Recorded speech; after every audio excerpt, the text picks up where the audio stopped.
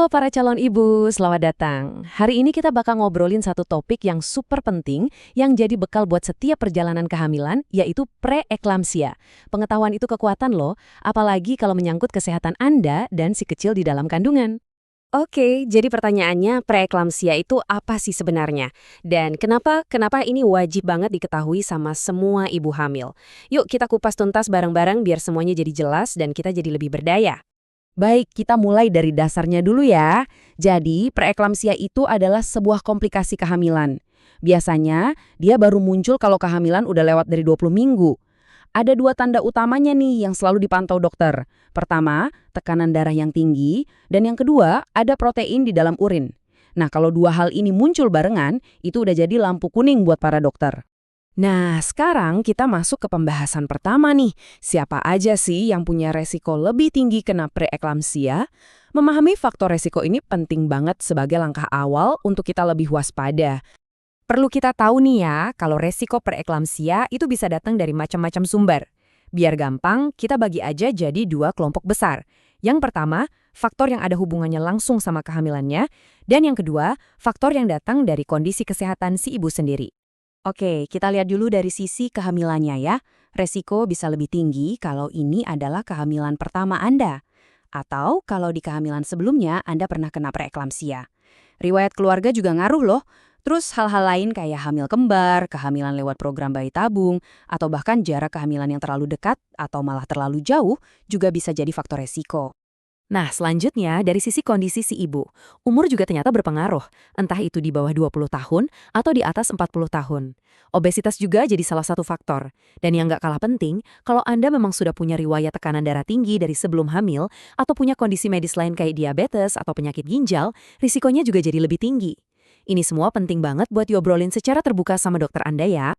Oke, sekarang kita masuk ke bagian yang paling krusial. Ini adalah pengetahuan yang benar-benar bisa menyelamatkan nyawa. Jadi tolong perhatikan baik-baik ya. Kita akan belajar mengenali tanda-tanda bahayanya. Nah, ini dia nih yang sering banget bikin terkecoh. Banyak gejala preeklamsia yang mirip sama keluhan hamil biasa. Tapi lihat deh perbedaannya. Bengkak di kaki sedikit itu wajar, tapi kalau tiba-tiba wajah dan tangan ikut bengkak, itu lampu merah. Sakit kepala sesekali mungkin biasa, tapi kalau sakit kepalanya parah banget dan gak hilang-hilang, itu beda cerita. Memahami bedanya ini penting sekali. Tolong, ini dicatat baik-baik ya. Ada 3 gejala darurat yang kalau muncul, nggak ada tawar-menawar lagi. 1. Sakit kepala yang hebat dan nggak sembuh-sembuh. 2. Penglihatan jadi aneh, misalnya kabur atau kayak ada kilatan cahaya. 3. Ada rasa nyeri yang tajam banget di perut kanan atas, pas di bawah tulang rusuk. Kalau Anda mengalami salah satunya, jangan tunggu, jangan mikir-mikir lagi, langsung ke rumah sakit. Kenapa sih harus segitu paniknya? Kenapa harus buru-buru? Karena kalau diabaikan, preeklamsia ini bisa berkembang jadi kondisi yang jauh lebih bahaya. Bisa jadi eklamsia, di mana ibu mengalami kejang, atau sindrom HELLP yang bisa merusak organ tubuh.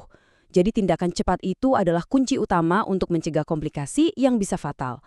Oke, setelah kita tahu resikonya, tanda bahayanya, jangan keburu takut dulu. Sekarang kita bahas solusinya.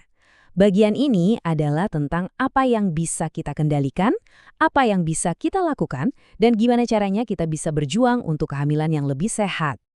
Ini dia nih, hal-hal yang bisa kita lakukan buat meminimalkan resiko. Walaupun ini bukan jaminan 100%, tapi sangat membantu. Kuncinya ada di gaya hidup sehat, jaga berat badan, makan yang benar, tetap aktif sesuai anjuran, jauhi rokok dan alkohol, dan yang paling utama, jangan pernah, sekalipun, melewatkan jadwal kontrol kehamilan rutin. Jadi, kalau mau ditarik satu kesimpulan paling penting, ya ini dia. Deteksi dini itu kunci utamanya. Setiap kali Anda kontrol ke dokter dan perawat ngecek tekanan darah dan urin Anda, sebenarnya mereka lagi melakukan screening untuk preeklamsia. Itulah kenapa kunjungan rutin itu harganya nggak ternilai dan nggak boleh sampai kelewat. Terus gimana kalau amit-amit kita didiagnosis preeklamsia? Pertama, jangan panik. Dunia medis sudah punya protokol yang jelas kok untuk menanganinya. Dokter akan memantau kondisi Anda dan si bayi dengan sangat ketat. Mungkin akan ada obat-obatan untuk mengontrol tekanan darah dan mencegah kejang.